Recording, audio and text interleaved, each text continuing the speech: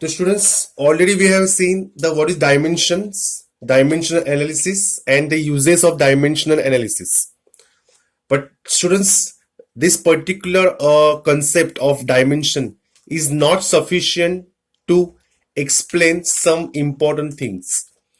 So that means they have some limitation. They have some drawbacks. So what are those drawbacks? So all of you concentrate.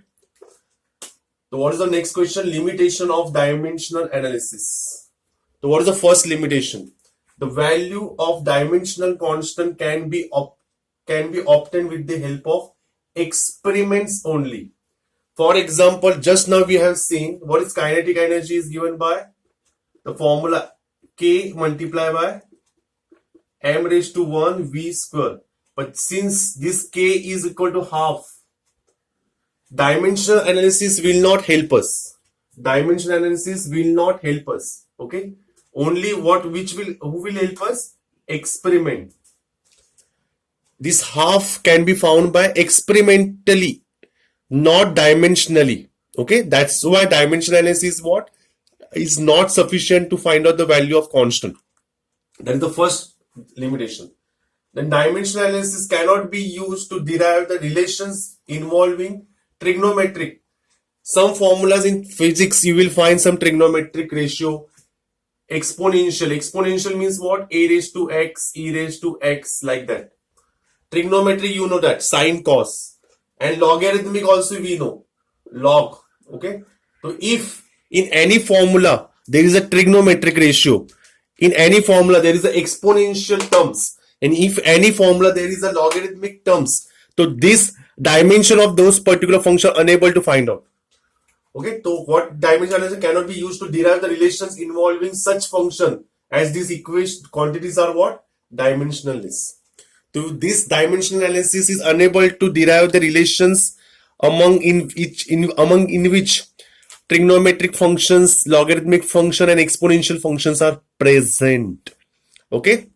Next, this method is not useful if constant proportionality is not dimensionless quantity. Students, what is Newton's gravitational law? Who will tell me? Will you tell me what is Newton's gravitational law? Anyone? To matters or object in the universe always attracted by the force which is directly proportional to product of their masses and inversely proportional to the square of the distance between them. Am I right? So here what will come? Gravitational force constant G, m1 m2 upon r square. So what is G therefore? F multiplied by r square upon m1 into m2. This is the value of G. And what is unit of G? What is unit of G? Unit of G is what? Newton meter square per kg square. So students, this G is a constant. Am I right? Experimentally it can found the value, but what is the unit? There is a dimensions also of that constant. That is not a dimensionless. So this particular dimension analysis will not help to find out the value of constant who is not dimensionless, who is not a dimensionless quantity. So that's why I will say this dimension analysis is unable to explain about this G, universal gravitational force constant. Understood?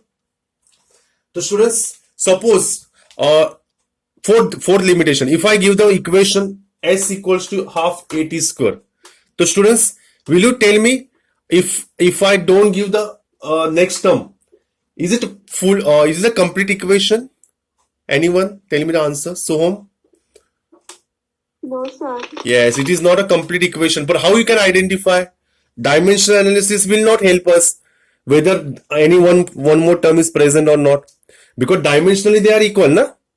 Dimensionally they are equal. S is the displacement, and if I say here dimensionally meter per second square and meter second square, that cancel. So dimensionally they are equal. But how we will decide there are more than one terms?